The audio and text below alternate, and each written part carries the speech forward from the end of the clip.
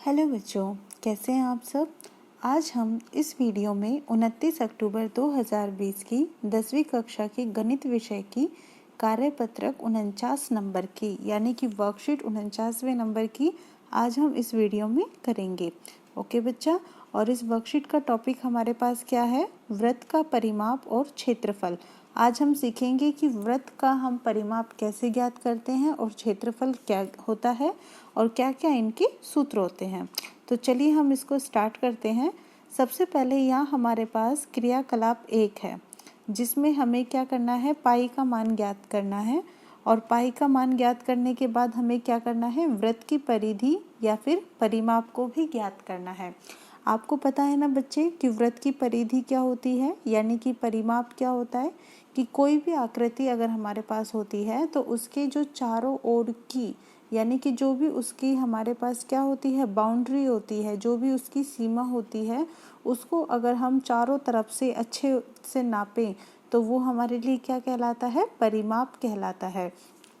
और वृत्त की परिधि और परिमाप के ज्ञात करने के लिए अब हम यहाँ पर क्या करते हैं? हमारे पास कॉन्सेप्ट है कि वृत्त की परिधि और व्यास का अनुपात ज्ञात कीजिए। तो चलिए अब हम इसको ज्ञात करते हैं। आपको पता है बच्चे क्या कि जो भी वृत्त की परिधि होती है उसका व्यास के साथ एक अचर अनुपात होता है। अचर का मतलब ये हुआ बच्चे कि जो भी अनुपात आपको मिलेगा उसका मान हमेशा कैसा रहेगा? फिक्स रहेगा, कभी भी बदलेगा नहीं।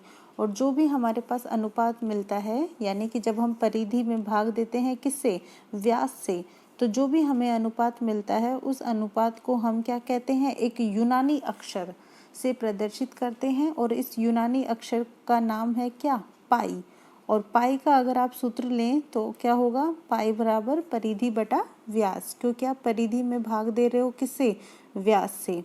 तो जब आप परिधि में भाग देते हैं व्यास से तो आपको इसका मान लगभग प्राप्त होता है 3.1416। और ये हमारे पास क्या होता है? हम जो भी हम कैलकुलेशन में लेकर चलते हैं वो मान हमारे पास होता है या तो 22/7 या फिर 3.14। अब बच्चा यहाँ पर ये जो पाई है हमारे पास, ये क्या है? एक अपरिमेय संख्या है, ठीक है।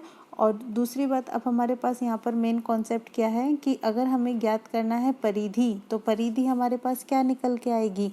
तो परिधि बराबर आ जाती है किसके? पाई गुना व्यास के। और व्यास को हम किससे प्रदर्शित करते हैं? डी से प्रदर्शित करते हैं। अगर डी से प्रदर्शित करते हैं तो व्यास क्या होता है? त्रिज्या का दुगना। तो आप डी की जगह यहाँ पर क्या लिखेंगे? 2r। बच्चा यहाँ पर 2 लिखा हुआ है, आपको 2r लिखना है बल्कि, ठीक है, क्योंकि आपके पास जो व्यास होता है वो क्या होता है? त्रिज्या का दुगना होता है। तो आप लिखेंगे यहाँ पर पाई गुना 2r। और जब हम इन दोनों को गुना करेंगे तो कुल मिलाकर हमारे पास जो वृत्त की परिधि आएगी वो क्या बन जाएगी? 2πr। ठीक है बेटा, 2πr वृत्त की परिधि है। परिधि को इंग्लिश में सरकमफ्रेंस बोलते हैं, इसलिए हम यहाँ पर इसे सी से प्रदर्शित करते हैं कि जो भी हमारे पास सी आएगा, सी का मान आएगा वो कितना आएगा? 2πr। और r क्या है? r यहाँ पर हमारे पास इस वृत्त की अब वृत्त की परिधि के इस क्रियाकलाप के बाद हमारे पास दूसरा क्रियाकलाप है जिसमें हमें वृत्त के क्षेत्रफल का मान ज्ञात करना है। तो बच्चों आप यहाँ पर ध्यान से देखिए, आपके पास यहाँ पर एक आकृति दिख रही है ना आपको? ये देखिए, ये आपके पास क्या है? एक वृत्त है। अब हमने क्या किया है? इसकी त्रिज्या ले लेते हैं हम यहाँ पर क्या? r। तो ये हमारे पास r त्रिज्या का एक वृत्त है और इस वृत्त को अनेक त्रिज्य खंडों में हम यहाँ पर काट रहे हैं। त्रिज्य खंडों का मतलब ये हो गया कि जैसे मान लीजिए आपके पास ये क्या है? वृत्त की त्रिज्या है और ये भी क्या है? वृत्त की त्रिज्या है। तो जैसे केक काटते हैं ना, बिल्कुल हमने केक जैसे काटते हैं उस तरीके से इसको काट लिया है। तो जो केक हम काटते हैं उसकी आकृति किस प्रकार की हो जाती है? हमारे पास त्रिज्य खंड की। तो हमने यहाँ पर क्या किया है? त्रिज्य खंडों में काट लिया है।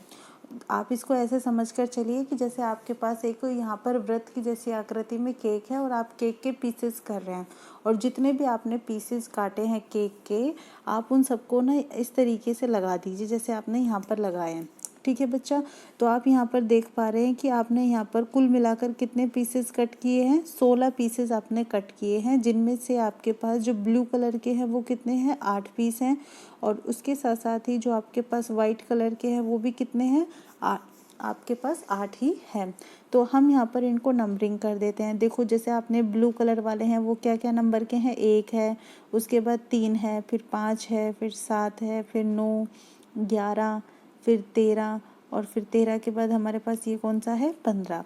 ऐसे ही अब हम यहाँ पर जो वाइट कलर वाले हैं हम उनकी यहाँ पे नंबरिंग कर देते हैं, 2, 4, 6, 8, ये हमारे पास है 10, फिर 12, फिर 14, और यहाँ पर ये हमारे पास कितने हो गए हैं, 16। तो हमने यहाँ पर क्या किया है, त्रिज्यीय खंडों को काटकर बिल्कुल एक साथ हमने उनको अरेंज कर दिया है, यानी कि व्यवस्थित कर दिया है। अब अगर हम यहाँ पर इस तरीके से देखें कि ये हमने जो छोटे छोटे यहाँ पर त्रिज्यीय खंड हमने रखे थे, भाई एक तरफ ब्लू वाला रखा और एक तरफ वाइट वाला रखा, तो इस प्रकार से ये जो हमें आकृति मिलती है ये किसकी मिलती है, आयत की मिलती है। इसका मतलब इस तरह की जो आकृति है हमारे पास आयत, या फिर हम यहाँ पर ये कह सकते हैं समांतर चतुर्भुज उस प्रकार की होती है, जिसका अगर हम क्षेत्रफल निकालना चाहे तो उस क्षेत्रफल का क्या सूत्र होगा, लंबाई गुना चौड़ाई। अब बच्चा ये जो आपके पास यहाँ पे आयत मिला है ये किसकी सहायता से मिला है, भाई जब आपने इस वृत्त के टुकड़े किए हैं तब आपको ये मिला है। इसका मतलब ये हुआ कि जो वृत्त का क्षेत्रफल है वो इस आयत के क्षेत्रफल के क्या होगा, बराबर होगा। तो चलिए अब हम यहाँ पर इनका मान रख देते हैं। तो सबसे पहले तो आप बात कीजिए क्या, लंबाई की और फिर चौड़ाई की। तो यहाँ पर आपके पास लंबाई और जो चौड़ाई है वो क्या है, तो यहाँ पर देखो ये जो है आयत जो है बेसिकली हम यहाँ पर इसका क्षेत्रफल ज्ञात करना चाह रहे हैं। तो ये जितने भी त्रिज्यीय खंड है, ये जो अगर हम यहाँ पर देखें यहाँ से लेकर यहाँ तक की जो दूरी है, मान लीजिए ये त्रिज्यीय खंड है और ये जो छोटी सी दूरी है ये वाली दूरी, तो देखो बेटा ये वाली दूरी आपकी एक इस प्रकार की ये त्रिज्यीय खंड की दूरी होगी। और ऐसे ही अगर हम वाइट वाले के लिए लेंगे तो ये वाली दूरी, तो वाइट वाला कोई भी ले लो तो ये वाली दूरी हुई।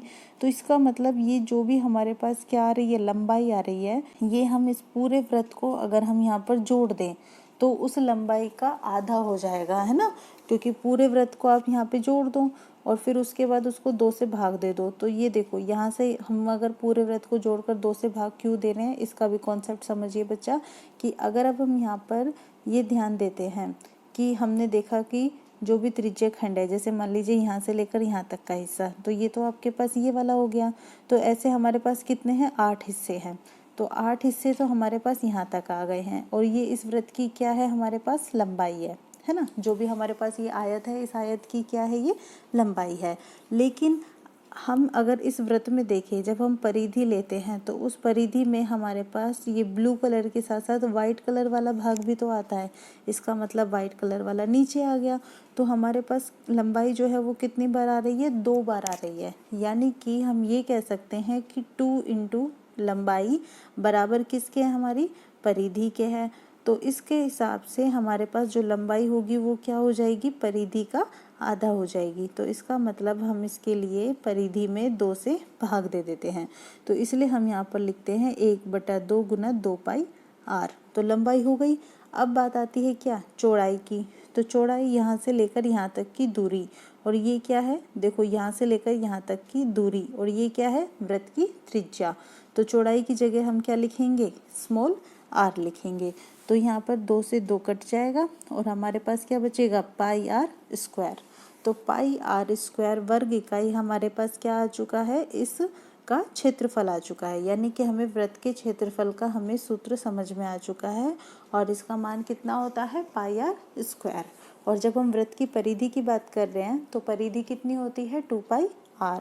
तो चलिए इसके बाद हमारे पास यहाँ पर कुछ उदाहरण और प्रश्न दिए हुए हैं जिनको हम एक एक करके यहाँ पर हल कर लेते हैं। तो सबसे पहले हम बात करते हैं उदाहरण 1 की। इसमें कहा है एक वृत्त की परिधि और क्षेत्रफल संख्यात्मक रूप से समान है। देखो परिधि और क्षेत्रफल, परिधि का सूत्र कितना होता है, 2 पाई r, ठीक है बच्चा, और क्षेत्रफल का सूत्र कितना होता है, पाई r स्क्वायर। तो ये दोनों आपने बराबर कर दिए हैं। जब आप इनको बराबर करते हैं तो जो आपसे कट रहा है उसे काट दीजिए, पाई से पाई कट जाएगा, इस r से एक r कट जाएगा। तो आपके पास यहाँ पर लेफ्ट साइड में तो क्या बचा, 2, और राइट साइड में आपके पास क्या बचा, r। तो आपके पास r यानी कि त्रिज्या का मान कितना आ गया है, 2 आ गया है। और जब आपके पास त्रिज्या का मान 2 इकाई आ गया है तो आप व्यास ज्ञात कर सकते हैं, और व्यास के लिए फिर आपको क्या करना पड़ेगा, त्रिज्या का दुगना। तो जब आप त्रिज्या का दुगना करेंगे यानी कि 2 का दुगना करेंगे तो आपको 4 मिल जाएगा। तो इस प्रकार आपने उदाहरण 1 कर लिया है। अब उदाहरण 1 के बाद हम बात करते हैं किसकी, उदाहरण 2 की। उदाहरण 2 में किसी कार के प्रत्येक पहिए का व्यास 80 सेंटीमीटर है। बच्चा हमें यहाँ पर जो व्यास दिया हुआ है वो कितना दिया हुआ है, 80 सेंटीमीटर। तो जब हम त्रिज्या निकालेंगे तो क्या करेंगे, व्यास में 2 से भाग दे देंगे, यानी कि 80/2।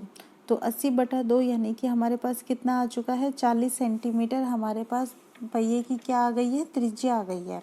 अब ये जो 40 सेंटीमीटर है, हम इसको यहाँ पर क्या करते हैं, मीटर में बदल लेते हैं।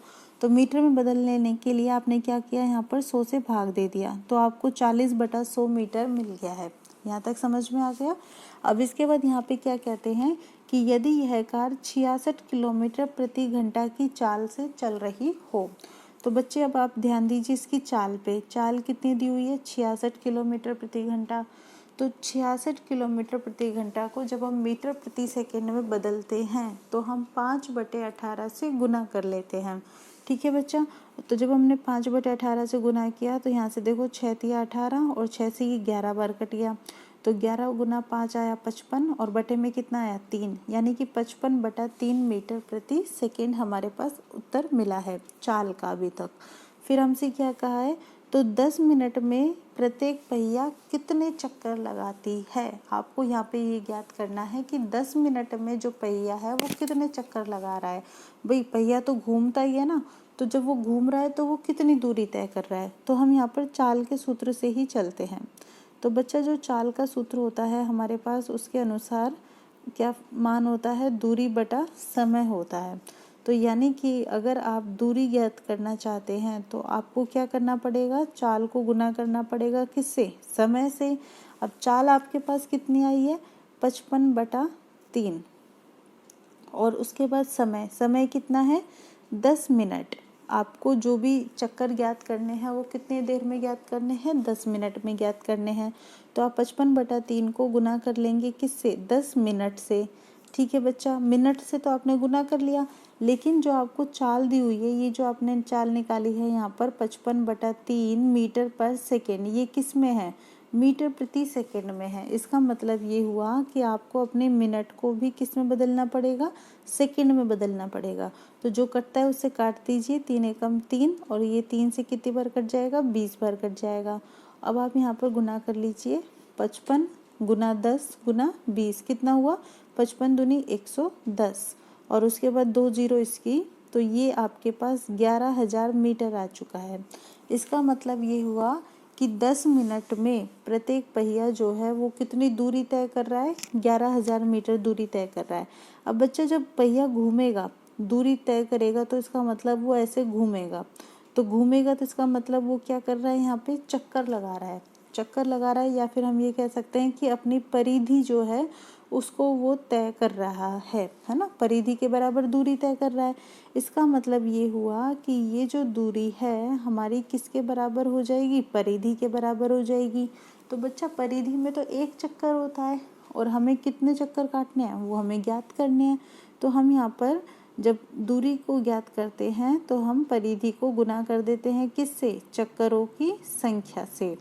और चक्करों की संख्या निकालने के लिए फिर हम क्या करेंगे, दूरी में भाग दे देंगे किसका, परिधि का। तो हम चक्कर संख्या ज्ञात करने के लिए दूरी बटा परिधि कर देते हैं। तो दूरी कितनी है हमारे पास, 11,000 मीटर।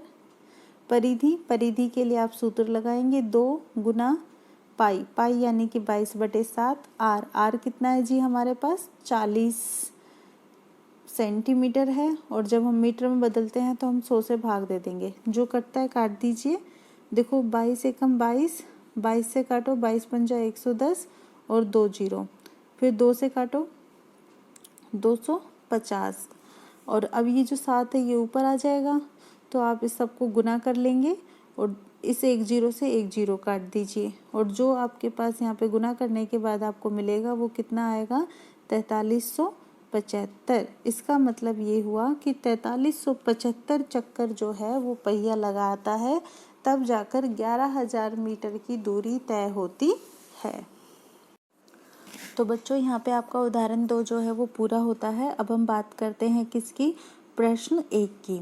यहाँ पर हमें 3 प्रश्न दिए हुए हैं जिनको हमें सॉल्व करना है। तो जिसमें से हमारे पास पहला प्रश्न है कि यदि एक अर्धवृत्त आकार चांदे का व्यास यानी कि त्रिज्या का दुगना कितना दिया हुआ है, 14 सेंटीमीटर दिया हुआ है, तो इसकी परिधि ज्ञात कीजिए। परिधि का क्या सूत्र होता है बच्चे? परिधि होती है आपके पास 2πr। तो देखो बच्चा, आपके पास यहाँ पे 2r तो है ही, आप इसको पाई से और गुना कर लीजिए, आपके पास परिधि मिल जाएगी। इसका मतलब आप यहाँ पे 2r यानी कि 14 है, पाई का मान रख दीजिए 22/7, 7 एकम 7, 7 दूनी 14, तो 22 को 2 से गुना कर लिया तो आपको कितना मिला? 44। तो 44 सेंटीमीटर जो है वो आपकी क्या आ जाती है, यहाँ पे परिधि आ जाती है। ठीक है बच्चा। अब इसके बाद आपके पास प्रश्न 2 है कि जिसमें आपके पास एक पहिए का क्षेत्रफल दिया हुआ है। ठीक है बेटा, ध्यान से देखिएगा, पहिए का क्षेत्रफल। अब पहिया आपके पास वृत्ताकार आकृति में होता है, इसका मतलब ये हुआ कि आपके पास πr² का मान कितना दिया हुआ है? 6.16। फिर आपसे क्या कहा है कि पहिए को 572 मीटर की दूरी तय करनी है और उसके लिए कुल कितने चक्कर लगाने पड़ेंगे। तो बच्चा, हमने अभी उदाहरण में देखा था कि जब हम चक्कर लगाते हैं तो एक चक्कर में तय की गई दूरी हमारे पास क्या होती है? परिधि होती है। इसका मतलब हम परिधि को कुल चक्करों की संख्या से गुना कर देंगे तो हमारे पास तय दूरी निकल आएगी। तो उसके लिए हम परिधि ज्ञात करेंगे, है ना। और परिधि के लिए क्या चाहिए? त्रिज्या चाहिए। तो चलिए सबसे पहले त्रिज्या का मान ज्ञात करते हैं। आपको यहाँ पे r² ज्ञात करना है, तो जो 6.16 है इसका आप दशमलव हटा दीजिए तो बटे में कितना आ जाएगा? 100 आ जाएगा। और नीचे आप यहाँ पर क्या लगा रहे हो? पाई। भाई r² निकाल रहे हो तो पाई जो गुना में है वो आपके पक्षांतरण के बाद भाग में आ जाएगा। तो पाई का मान कितना होगा आपके पास? 22/7। ठीक है बच्चा, पाई से आप भाग दे रहे हो ना, भाग दोगे तो आपकी संख्या उलट जाएगी। जो 22/7 है वो किस में बदल जाएगा? आपका 7/22 में। आप गुना कीजिए और जो भी कटता है काट दीजिए। 22 एकम 22, यहाँ से देखिए 22 एकम 22, 22 दूनी 44, कितना बचा आपके पास यहाँ पे? 17। 17 और 6 यानी कि 176, 22 8 176। तो आपके पास r² का मान हमारे पास कितना आ जाता है? 28 गुना 7 बटे में 100।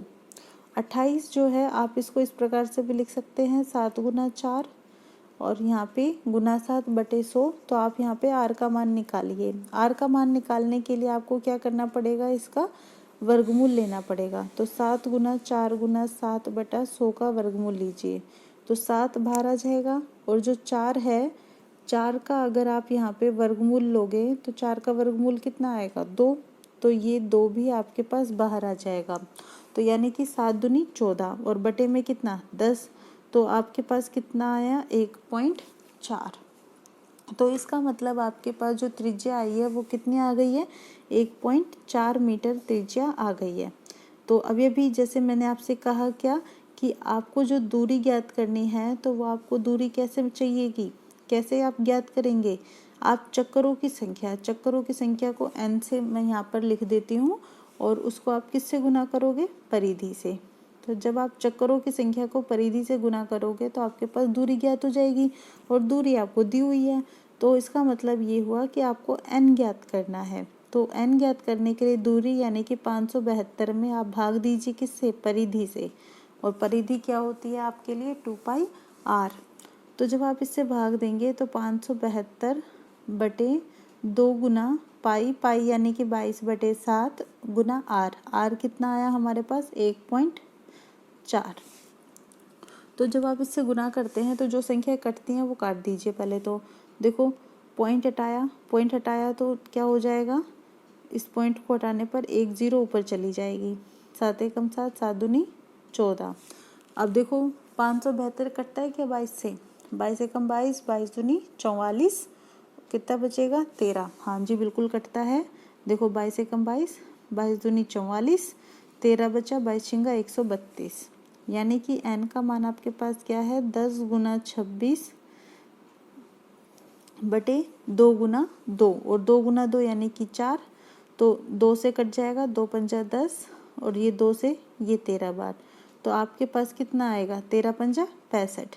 इसका मतलब ये हुआ कि 65 चक्कर जो है वो लगाने पड़ेंगे तब जाकर क्या होगा कि पहिया 572 मीटर की दूरी को तय कर पाएगा। तो ये हमारे पास हो गया है यहाँ पे दूसरा प्रश्न। अब दूसरे प्रश्न के बाद हम बात करते हैं तीसरे प्रश्न की। तीसरा प्रश्न, इसमें हमारे पास एक वृत्ताकार खेत है और इसमें 24 रुपये प्रति मीटर की दर से बाड़ लगाने का जो व्यय है वो कितना है, 5280 रुपये। बच्चा आपके पास जो वृत्ताकार खेत है वो इस प्रकार की आकृति में है और आप इसके चारों ओर बाड़ लगाओगे। इसका मतलब ये हुआ कि आप इसका क्या करोगे, यहाँ पे परिमाप लेना चाहोगे, ठीक है। और उस परिमाप पे आप क्या कर रहे हो, बाड़ लगा रहे हो। तो आपके पास जो व्यय आता है वो किसके बराबर है, 5280 के बराबर है। तो आप व्यय को यहाँ पर लिख लीजिए 5280। अब ये जो व्यय है आपके पास बाड़ लगाने का व्यय है, खर्चा है ना, तो इसका मतलब ये जो भी आपकी परिधि है उसका खर्चा है। तो आपको कितनी दर दी हुई है यहाँ पे, आप उस दर से गुना करेंगे और आपको 5280 रुपये मिल जाएगा। तो चूंकि दर का मान हमें दिया हुआ है तो हम परिमाप का मान ज्ञात करते हैं।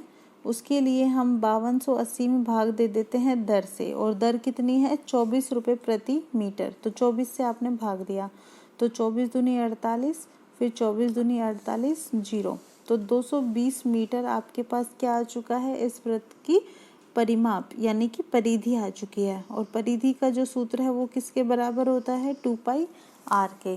तो इसका मतलब ये हुआ कि जब आप इन सब का मान रखेंगे तो आप r का मान आसानी से ज्ञात कर सकते हैं। तो चलिए आप मान ज्ञात कीजिए। उसके लिए आपने 2 लिखा, फिर पाई का मान रखा हमने 22/7 गुना r हमारे पास त्रिज्या, और त्रिज्या हमारे पास कितनी है हमें नहीं पता, तो हम इसे ज्ञात करेंगे। और ये मान किसके बराबर है, 220 के। तो 22 से 220 कितनी बार कट जाएगा, 10 बार कट जाएगा। और 2 से ये 10 कितनी बार कटेगा, 5 बार। तो इसका मतलब हमारे पास r/7 का मान कितना आ गया है, 5। तो r का मान कितना हो जाएगा, 5×7 35। तो 35 हमारे पास 35 मीटर हमारे पास क्या आ जाएगी, जो भी हमारे पास वृत्ताकार खेत है उस खेत की त्रिज्या। अब हमें क्या करना है, इस खेत पर 0.50 रुपये प्रति वर्ग मीटर की दर से जुताई करनी है। तो बच्चा जो भी हमारे पास खेत है उस खेत पर हम क्या करेंगे, जुताई करेंगे। जुताई करेंगे इसका मतलब ये हुआ कि हम उसकी सतह को छुएंगे। तो जब हम उसकी सतह को छुएंगे तो इसका मतलब हमें क्या ज्ञात करना है, क्षेत्रफल ज्ञात करना है। अब चूंकि ये वृत्त की आकृति में है तो क्षेत्रफल का सूत्र होगा हमारे पास πr²। हम मान रख देते हैं, पाई का मान 22/7, r का मान 35, फिर दोबारा से r का मान 35। 7×5 35, 22×5 110, और 110 को आप 35 से गुना करो तो 0 आएगा। फिर आपके पास 11×5 55 का 5 हासिल 5 हो जाएगी, 11×3 33, 33 और 5 आपके पास कितना आएगा, 38। तो 3850 तो हमारे पास क्या आ गया है, क्षेत्रफल। अब इस क्षेत्रफल के बाद हमें क्या ज्ञात करना है, खर्चा ज्ञात करना है। तो खर्चा ज्ञात करने के लिए हम क्या, दर है हमारे पास 0.50, इससे गुना कर देंगे। तो 0.50, पॉइंट हटाया तो नीचे 2 0 आ गई, 50 से कम 50, 50 दूनी 100। तो 2 से इसको काट दीजिए, ये कितनी बार कट जाएगा, 1925 बार।